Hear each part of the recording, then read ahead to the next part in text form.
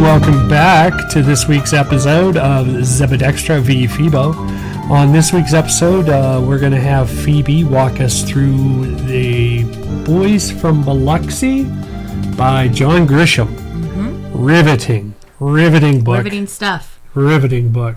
So if you've watched any of our other episodes, you will know that we kind of do a deep dive summary of everything that we're reviewing on this channel. So if you haven't read it yet and you're kind of thinking, maybe I don't want to spend the 8 or 9 hours to read this book, you can just listen to us talk about it for about an hour. Yep. And you won't have to read it because we're going to go through the whole summary and we're going to discuss whether or not we liked it, talk about the points that were good or not so great. This was a book that Tim requested that we read because I was the one who requested the previous book. And I think that I had read one other thing by John Grisham and wasn't that enthused by it. Ooh. And so I didn't really remember too much. Like, I didn't have any expectations for what I was getting into with this book. Did you? So I did. I actually had really high expectations for this book. Really high? I did because back in the day, I used to read about a book a day. And I used to go through John Grisham books like they were, gravy on a baked potato. Really? Yeah. So you really went down the John Grisham. Yeah, I read number quite a few of them. I wouldn't say number one fan.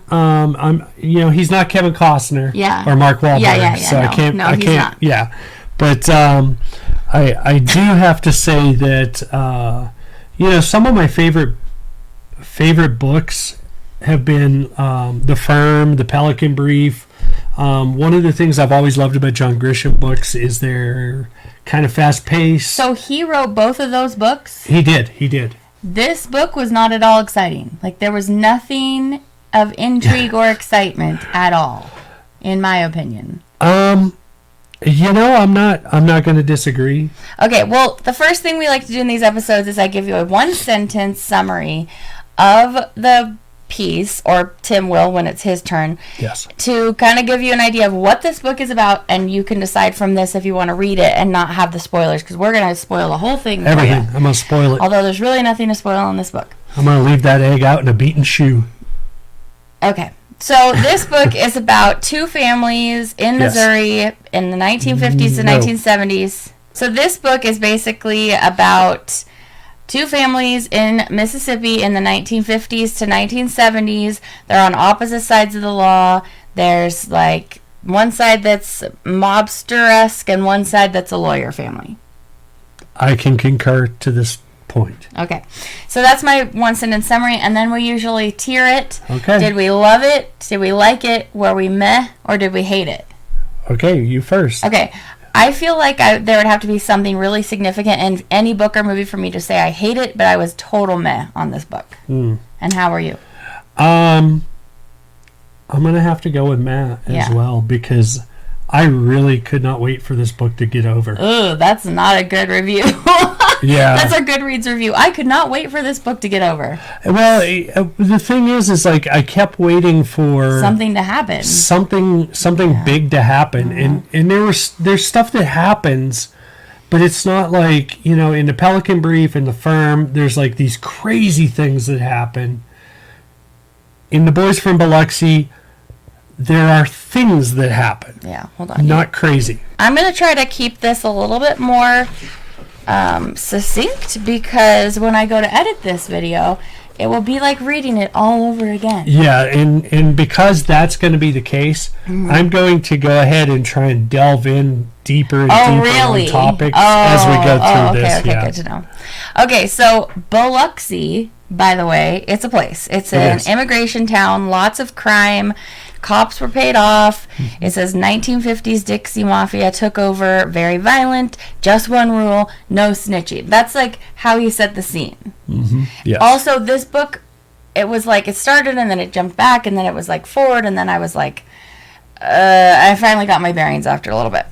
So most of the city of Biloxi was safe and prospered because of ambitious immigrants, and the Strip was where the danger was. So I was thinking like the Vegas Strip, the Biloxi Strip.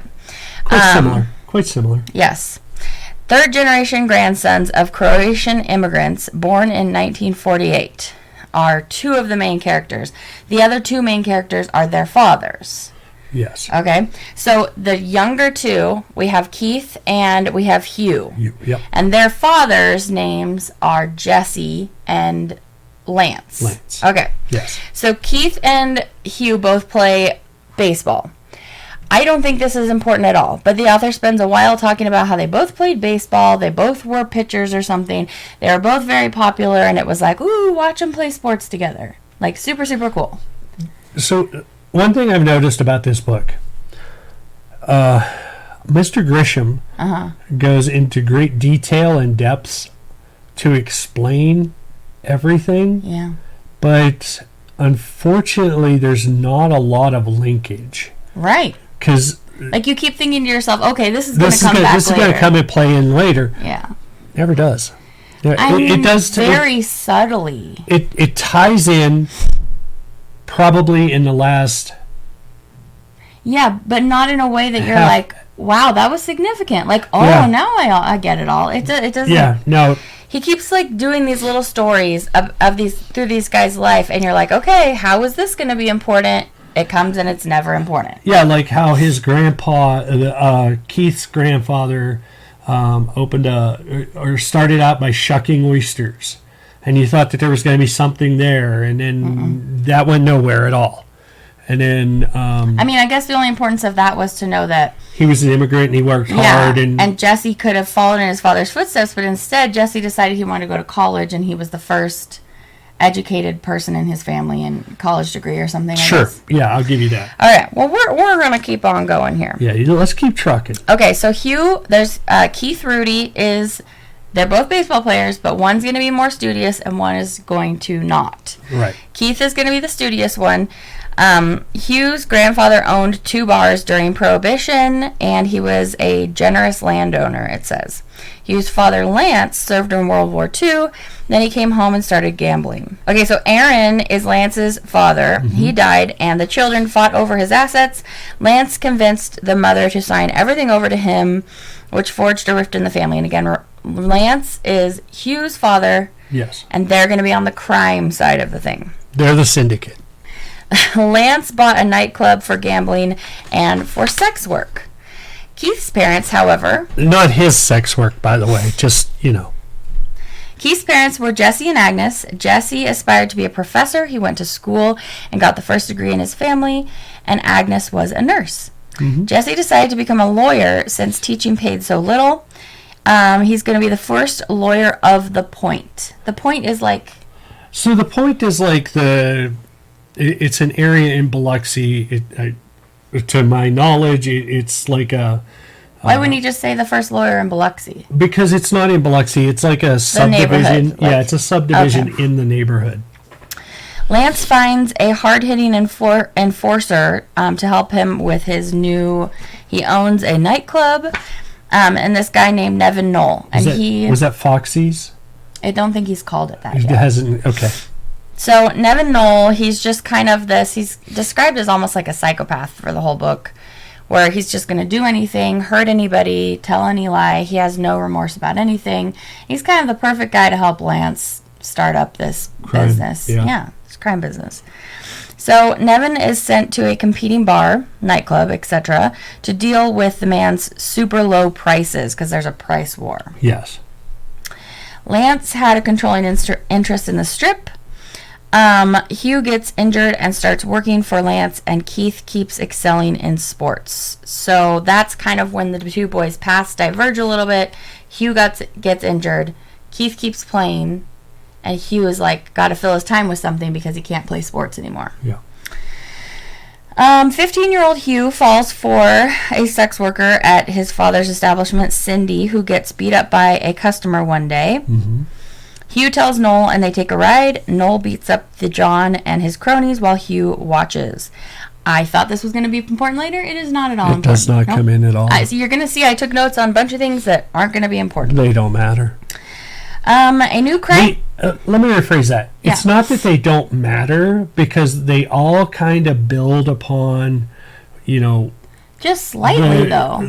The personalities. Yeah, like we know that Noel is gonna just beat up some guy and not be worried about it. Right, and then you can see you kind of taking his cue from Noel. Mm-hmm. A new crime family moves in and buys out an establishment. Lance sends the sheriff's man over to threaten them to behave. So Lance also controls the police. The sheriff is corrupt, and he and Lance are working together. So Lance kind of has a pretty sweet deal here. So whenever another bar or club owner does something he doesn't like, he sends people over to get it regulated. Yeah. At this time, Jesse has graduated. It's 1963.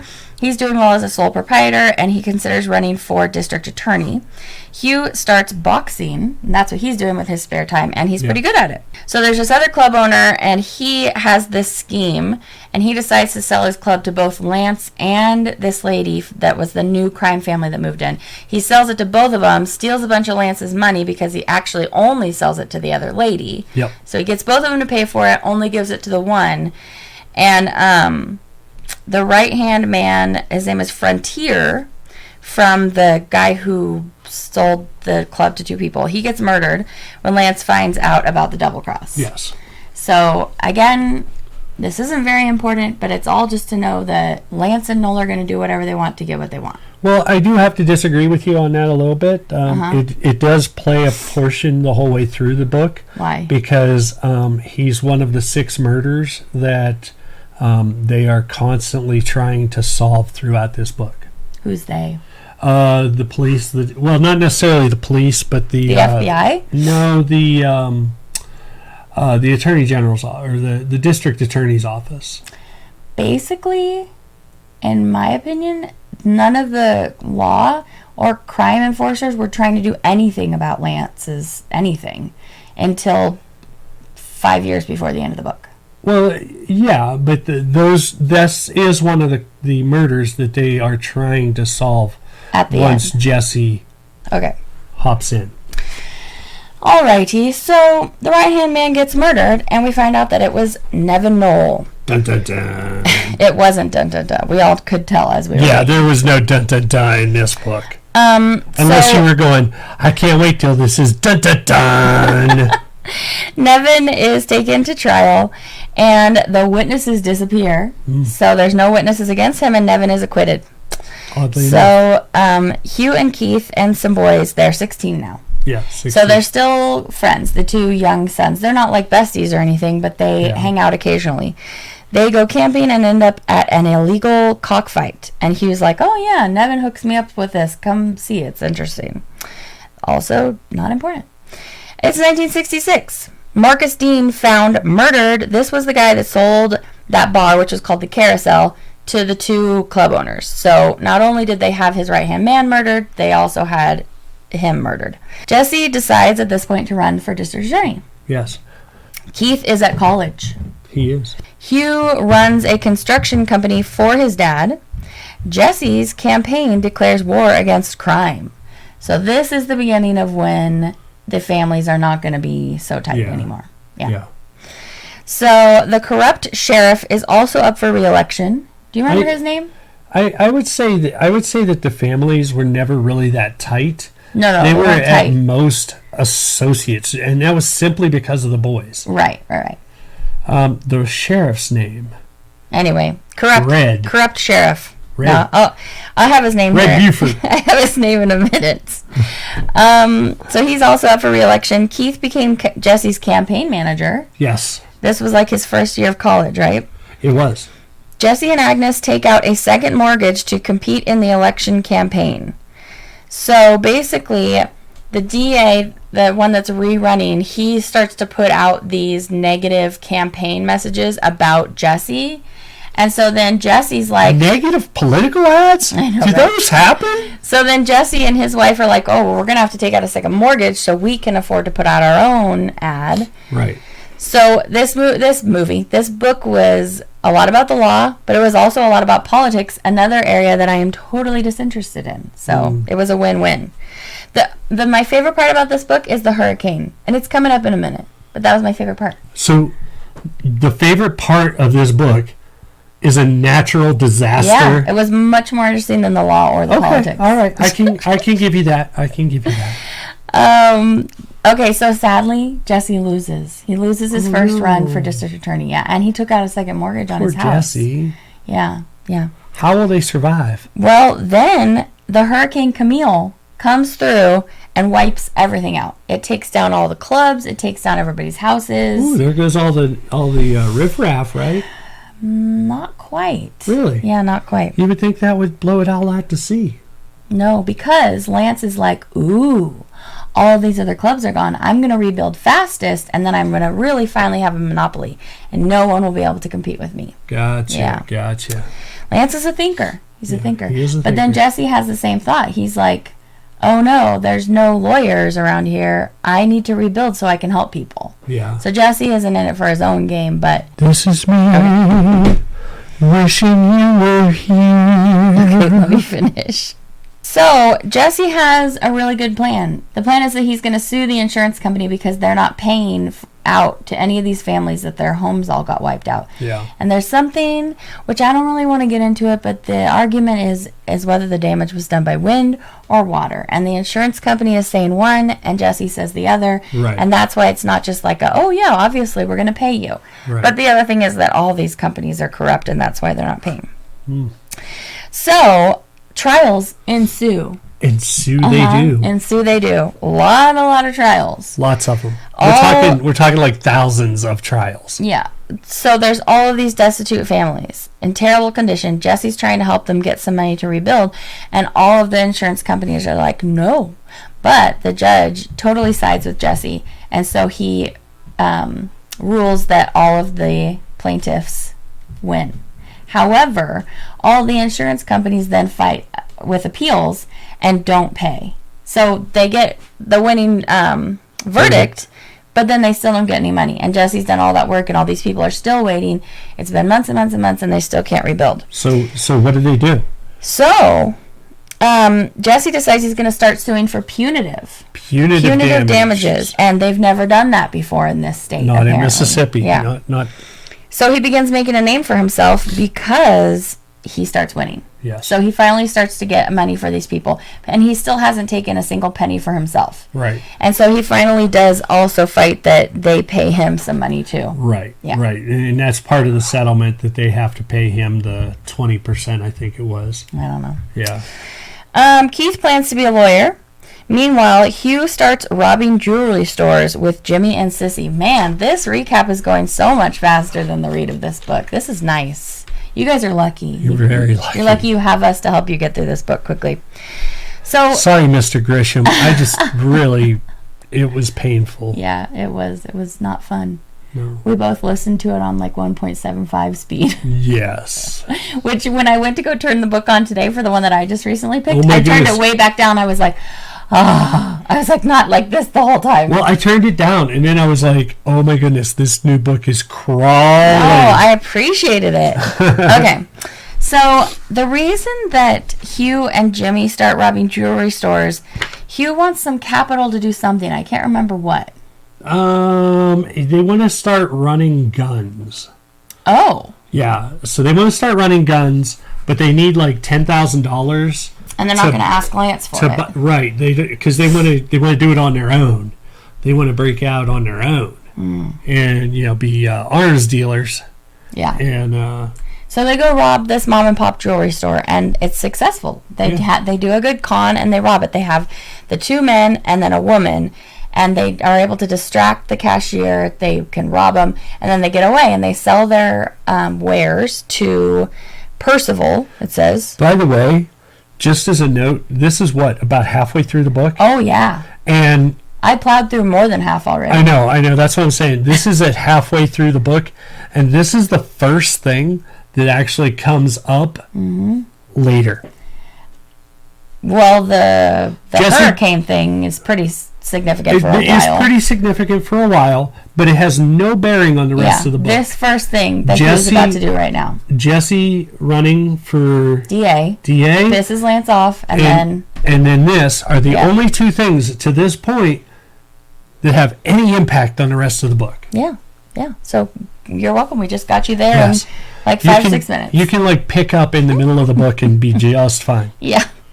So they had so much success doing that they decided to go out again. Let's do it again. So they go do like 2 or 3 times, and this time Jimmy goes, I want to switch, and I want to have this job, and you have the other job. That Yeah. I want to work with the lady, and you do this job. Yeah. But they do that, and Jimmy messes up. He shows his gun on accident, and the guy comes out with a shotgun and actually shoots Jimmy Yes. and Sissy. Yep. And Hugh's outside. He hasn't even come in to start his part of the con yet, so he sees it and escapes. Yes. However, people saw him. They drew sketches. The police now have sketches of him. They also have a little bit of the car's license plate or something. I saw the car. No, they don't have the car. So anyway, he's been noticed, but they don't have him for sure. He kind of like goes away for a little while and then comes back when he feels like it's a little safer. So his dad sends him to work on boats. Yeah. Going to Europe or something. It's not that long though, right? I don't know. It was like Well, 10 pages. actually, it says 4 years after the last political race, Jesse is once again running for a DA. Right. So since he lost, then Camille hit, then it's been 4 years. Yes. So that was just like 3 lines in my summary, and 4 years has passed. Yes. 4 years. Okay, he convinces his friend to also run for district attorney. This is pretty smart of him. Pretty smart. It is. And they're going to split the votes with the deal to hire her as the assistant DA if Jesse wins. And her name is Inga or something like that. Oh, I thought it We'll was get to her. Egan? Egan. We'll get to her in a minute. So he's like, Egan, Egan Montoya? you might not win. You might win. But if I win, I'm going to hire you as assistant district attorney. And she's like, sure. Yep. Works for me. So guess what? Jesse wins. Oh, I thought she was going to win. No, Man. this plot worked. It split the thing. It did. We're making this sound more interesting than it is. No, it was a nail biter. Jesse starts to get rid of crime by wiring cops and sending them into Carousel. Carousel is one of Lance's clubs. Lance's club. And catch them being propositioned for sex and takes them to court. Yes. So he's got the wired cops saying there's prostitution going on. And Carousel was ordered to close, but then they would open upon waiting for appeal. So it's like this process. So he gets the judge to vote in his favor, rule in his favor, and then they just appeal it, and they just get to keep doing what he wants to do anyway. Just one note to make here. Yeah. Carousel wasn't Lance's. I'm sorry, you're right. Carousel was Ginger's. The one that the guy sold to the lady Right. that there was the fight about. So Lance printed photos of Jesse's undercover cops and posted them in his club so the bouncers could watch out and so that it wouldn't happen to him at his club. Don't want that happening in my club. Ginger is arrested. She's the other crime family. Yes. Lance gets nervous because Ginger is arrested. Yep. Jesse finds a criminal and makes a deal for him to go work for Lance and avoid jail and report back to Jesse. So now he's like, the wiring didn't work. I've got to get an inside man to get in there and actually give me proof that Lance is doing all the stuff that we can't prove yet. Right. And one thing to note here is the way he's able to get this guy to go in to do it is the guy was caught with like several pounds of cocaine in his trunk or something. And so now he has like a 30-year charge, drug running charge. So Jesse kind of blackmails him. So Jesse's like blackmailing him. He's like, you're going to go do this or else I'm going to... That is important. It's not just like some nice guy that wants to help him out. No. Yeah. So, Keith falls for Ainsley at college. Keith and This isn't very Ainsley. important, but Keith has a girl. Well, who's Jesse's girl? Jesse's girl is Agnes. I know. Ginger goes to trial. She's acquitted because of a hung jury. Hung jury. Well, how did that happen? Oh, I don't know. Maybe one of the jurors was paid off. Like $2,000? Yeah, something like that. Yeah. We find out that he was paid $2,000, by the way. I didn't take a note on it because I didn't care.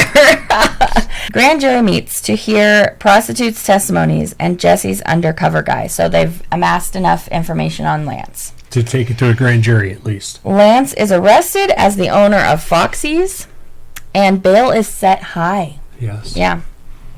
Troopers outside the clubs keep patrons away. So basically, there's still a corrupt sheriff, but... So, yes, it's the city sheriff that's corrupt. Uh-huh. And so... the state troopers. They have the state troopers come in, and there's also another set of cops that come in. The FBI, right? And the FBI as well. Yeah. Yeah. So Lance is worried. Jesse has him on the ropes, it says. Hugh is his only child that stuck around after Hurricane Camille, and even his wife, I think, at this point has kind of moved away. Doesn't like him. No one likes Lance. Nobody likes Lance. I mean, he's not acting like an a-hole the whole time, but You know what? He isn't. he's just a corrupt dude. Yeah, he's just corrupt. Yeah. I mean, you know. So Jesse gets leverage on Lance. He's like, aha. He threatens to arrest Hugh for the jewelry robberies unless Lance goes to jail. So what does Lance do? Takes the deal. Yeah, he does. He doesn't want his little Hubie to go to jail. So, 10 years. Is that what it was? 10 years? Okay. Well, you know what? Shortly after Lance goes to jail, Jesse's office gets bombed.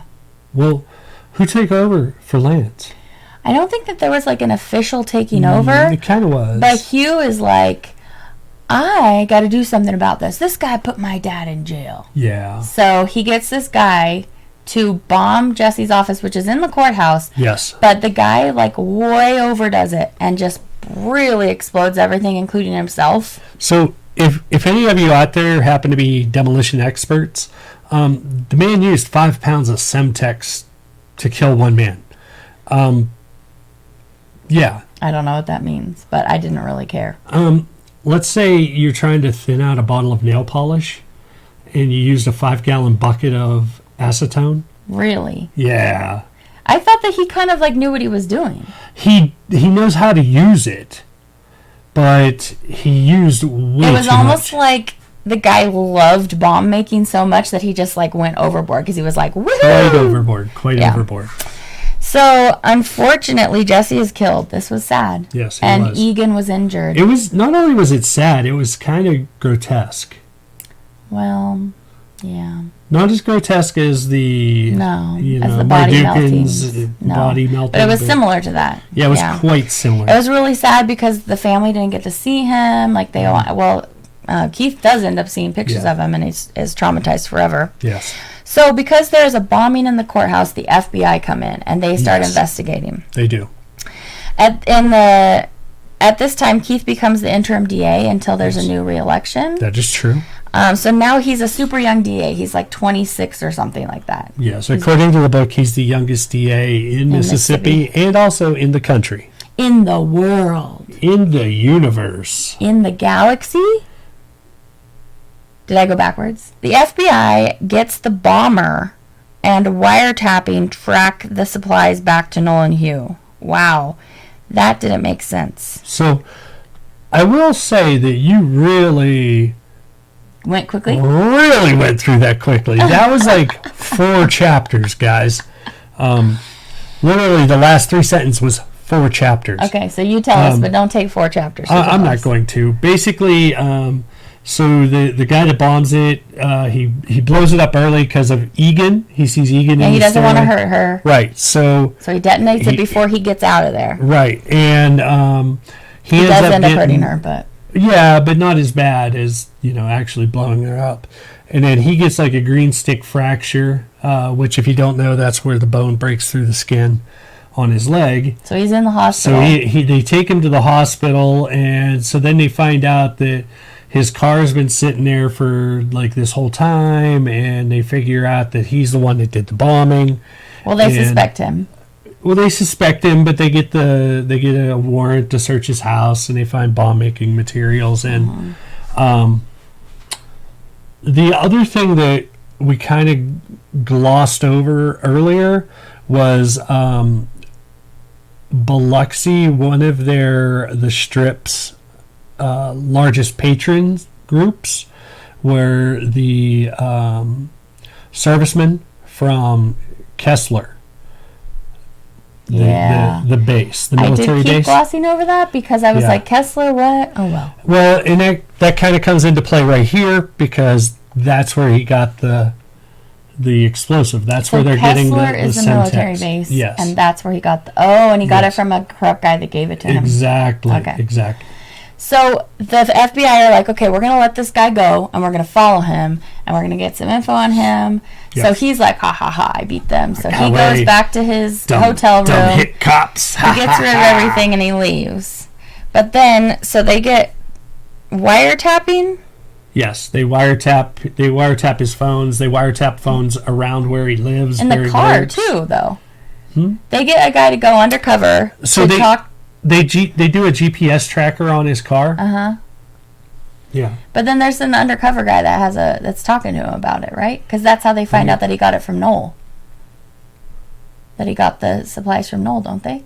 He called them. He called Noel, and he's yes, because So they send in. The FBI hires a private detective to hire this hitman to blow up some rich guy's wife and lover. oh yeah, they're gonna hire him for another job, and he's Right. like, well, I gotta go get more supplies, Right. or I need money, so he asks Noel for money or something. No, so he calls Noel because Noel is the one who supplied him with the explosives In the first place. for the DA, Okay. and he buys the Semtech off of Noel, Okay. who gets it off the airman from Keesler Air Force Base. Because they were able to track it back to Noel and Hugh, Hugh is indicted for murder. Yes. And at this time, it's not about the robberies, right? Right. That doesn't even come back into There's it. nothing that does not come back into it at all. Only because he uses that as a way to get Lance in jail. That's the only reason it even comes back up in this book. So now, the two boys who were once playing Little League together are facing off in court. Yes. Hugh is in the defensive, Yes. and Keith is the district attorney. Yes. And he's like real young. He's never tried a murder case before. In fact, I think they said nobody's tried a murder case in Mississippi or something like that, or in that county in Biloxi. I don't remember that part. Well, anyway, the judge that is a friend of Jesse and Keith has a stroke and retires. So now he's like, oh, I don't have the judge on my side. Uh-oh. Because he was kind of like counting up how he could win, like ahead of time. Keith wants to turn the bomber as his witness. Yes. Yep. The retired judge and the new judge convince Keith that he actually needs to recuse himself Yes. and let somebody else try this case because he's too close to it. And Keith is like, oh, I was hoping someone was going to make me do that because I didn't actually really want to try this because it's way too close to home. So, surprising everyone, I liked this part actually, Nevin chose to strike a plea and turn state's evidence. Yes, he does. Yes, he does. So he was sitting there, the bombers turned against him, Noel has turned against him, and now he's on trial. But what is he doing the whole way through the... Hugh? He's just writing. Yeah, he just He just won't doodling. look. Yeah, he just won't look at won't the. look and pay attention anything. to anybody or anything. So, I'm skipping a whole bunch. Hugh was sentenced to death. Yeah. Bum, bum, bum. So there's enough evidence against him. He gets convicted, sentenced to death. Keith and Ainsley have their second child, Yes. and Lance visits Hugh on death row. Okay. Yeah, I'm just going through. We did skip a bit there. Yeah. We did skip a bit. Keith finally gets Fats Bowman. That was the name of the sheriff, the corrupt sheriff. Yeah, Fats. He gets him on drug trafficking. Yes. And he's been terrible this whole time. And when he finally gets caught for drug trafficking, he goes to the cabin and ends his life. He's like, oh, I'm not going to deal with it. Yep. So Keith is bored being the DA, and he wants to run for assistant attorney general to the state. Yep. Yeah. Well, not assistant. I thought at first it's assistant, and then he's going to run for attorney general. Well, no, they talk him into running for attorney general. Oh. So he becomes the attorney general. Oh, dang. Yeah. Okay. Well, guess what? There's only 2 more lines left in this. What? Yeah. Nevin was thriving in jail. So I'm skipping a lot of stuff. Nevin was kind of like puts under witness protection kind of in jail so that Lance wouldn't know where he was. But Lance is a smart guy and always knew where Nevin was. Yeah, basically they were on like this plantation type prison. Yeah, and it was like a working. Yeah, they had them like broken out into different work camps, and so in there, you was in one for death row. Yeah, death row. Lance was in a different camp for white collar crime ish stuff.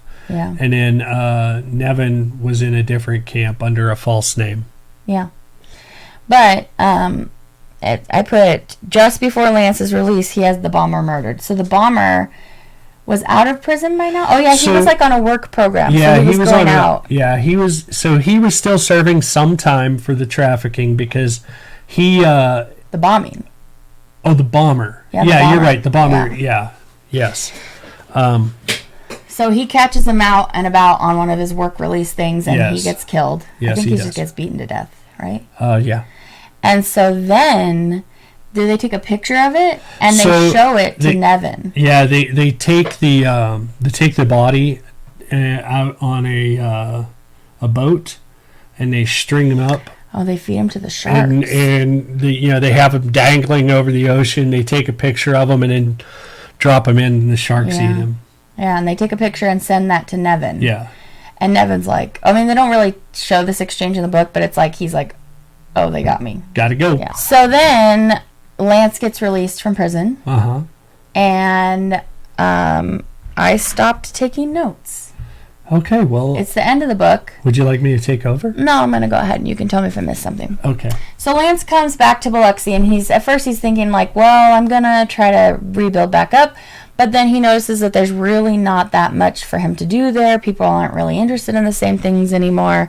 And so he buys a cabin, right? And he just goes out and fishes. Yeah. And he's like, maybe one day I'll return to it. And he doesn't. I mean, it ends before he does. Yeah, he moves out into the middle of nowhere and on a fishing lake. So one of the reasons that Keith is interested in becoming the Attorney General is because he would have control over the prisoners who are sentenced to death in Mississippi. And he's like, really wants revenge, and he's like, I'm going to make sure that he gets the gas chamber. It's like the gas chamber, so it's really inhumane. They go into talking about how it's really inhumane, and yet Jesse still wants to go for the because Gusto. Yeah, they rule that all the prisoners that were convicted before a certain time period still get the gas chamber, but for some reason anybody after that gets lethal injection. Right.